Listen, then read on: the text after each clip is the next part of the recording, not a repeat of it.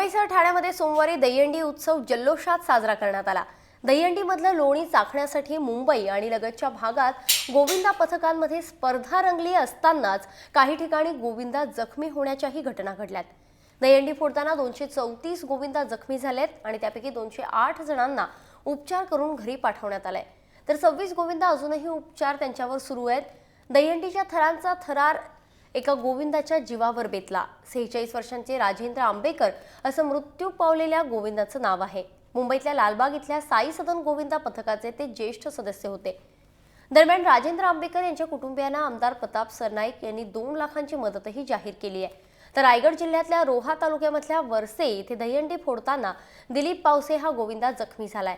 दरम्यान रत्नागिरीतल्या दापोली तालुक्यात दहीहंडी फोडताना एका गोविंदाचा मृत्यू झालाय।